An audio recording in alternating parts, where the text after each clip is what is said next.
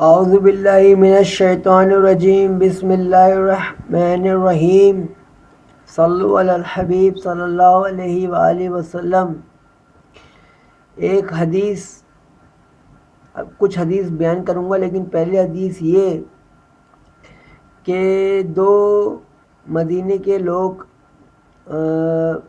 یہودی اور مسلمان آپس میں بحث کر رہے تھے کہ ہمارے محمد صلی اللہ علیہ وسلم افضل ہیں، وہ بول رہے تھے کہ ہمارے موسیٰ افضل ہیں۔ تو دونوں لڑتے لڑتے حضور کی بارگاہ میں پیش ہوئے، تو حضور نے مسلمان کو کہا کہ دیکھو، مجھے موسیٰ سے زیادہ فضیلت نہیں دو، کیونکہ موسیٰ فضیلت میں آگے ہیں، کیونکہ جب قیامت کے دن اللہ سب کو نیند کی گوشے میں ڈال دے گا تو تب سے پہلے میں بیدار ہوں گا اور میں دیکھوں گا کہ موسیٰ عرش کا ستون پکڑ کے کھڑے ہیں۔ اور پھر جب موسیٰ کی باری آئی تو موسیٰ نے اعلان کیا علیہ السلام نے کہ مجھ سے پوچھو لوگوں، میں تمہیں سب بتاؤں گا، مجھ سے بڑا کوئی حاکم نہیں۔ تو فوراً وہی آئی کہ موسیٰ تم سے بھی بڑا ایک حاکم، حکمت والا، ہدایت والا ہمارا ایک بندہ ہے خضر علیہ السلام، اس سے جا کے ملو، وہ تم سے بھی زیادہ حکمت والا ہے، اور سب حکمت والوں سے بڑھ کر اللہ ہی حکمت والا ہے۔ تو کہنے کا مقصد یہ ہے کہ علی کی مثال عیسیٰ سی ہے کہ ایک گرو نے ان کو خدا بنا دیا، ایک گرو نے ان کو مرتد بنا دیا، جیسا یہودی اور اسرائیلیوں نے کیا۔ ٹھیک ہے، تو اب یہ لوگ کہتے ہیں کہ شیعہ لوگ من کنتم مولا فہذا آل علی مولا، تو لیکن حضور نے یہ کہا، مقصد یہ تھا کہ جس کا میں مولا ہوں اسی کا علی مولا ہوگا، ورنہ علی نہیں ہوگا۔ یہ آپ صلح حدیبیہ سے ہی دیکھ لیں۔ تو کہنے کا مقصد یہ ہے کہ علی رضی اللہ تعالیٰ عنہ کا مقام اپنی جگہ، لیکن وہ چوتھے خلیفہ ہی تھے، اور پہلے خلیفہ ابو بکر صدیق ہی تھے، اور اماموں میں پہلا نمبر علی کا ہے، اور پھر عشرہ مبشرہ یعنی کہ علی اور کو ملا کے عشرہ مبشرہ، اور امیر معاویہ کا، اور مہدی المسیح عیسیٰ ابن مریم کا ہے۔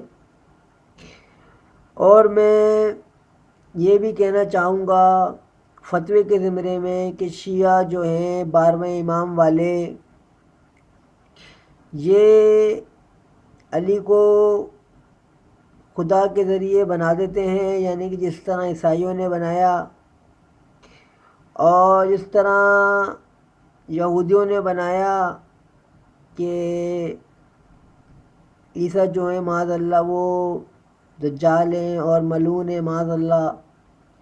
ایسے ہی ایک طبقہ ہے ہمارے پاس نجد میں جو علی کو کافر بولتا ہے۔ اب حضرت علی نے 40,000 بندے مارے، کیا وہ دہشت گرد تھے حضرت علی؟ تو میں یہ کہنا چاہوں گا کہ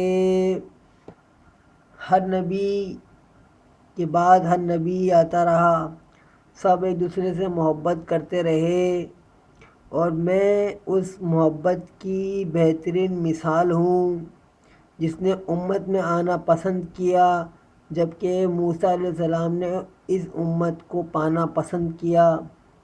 لیکن یہ ملوکیت کا دور ہے، ایران ملک بنتا ہے، سب سے پہلے ترکی بنتا ہے، پھر پاکستان بنتا ہے، پھر اگلے ہی سال جو ہے اسرائیل بنتا ہے، اور پاکستان کو ایٹمی ہتھیار بنا کے اسرائیل کا ویزا پہ پابندی لگا کے، تو آپ کے پاکستان کو کس نے مان لیا؟ آپ کے ایران کو کس نے مان لیا؟ ٹھیک ہے نا. اب کہنے کا مقصد یہ ہے کہ علی نے کہا کہ میں اپنے عدل کی وجہ سے ناکام ہو گیا اور حضرت عمر اپنے عدل کی وجہ سے کامیاب ہو گئے. تو میں یہ بھی کہنا چاہوں گا کہ شیعہ کا اگر 12واں مہدی جو ہے وہ تو مر کھپ گیا. اب وہ اس ٹاپک پہ بات نہیں کریں. جعفر صادق تک تو ہم بھی مانتے ہیں، لیکن اس کے بعد وہ زیادہ یہ جو بٹوارا ہے نا یہ موروثی سیاست کا یا موروثی مذہبیت کا، یہ نہیں چل سکتا، بالکل بھی نہیں چل سکتا. شیعہ کافر ہیں، بالکل کافر ہیں. یہاں تک کہ وہ صحیح بات پہ رجوع کریں تو پھر بات بنے گی. اب کہنا میں یہ چاہتا ہوں شیعوں سے کہ جب آج سے 7-8 سال پہلے پوری دنیا میں شیعہ اقتدار میں تھے، کس طرح کرزئی کو مارا گیا، کس طرح صدام کو مارا گیا، کس طرح مرسی کو مارا گیا، کس طرح شاعران کو پہ قبضہ کیا گیا.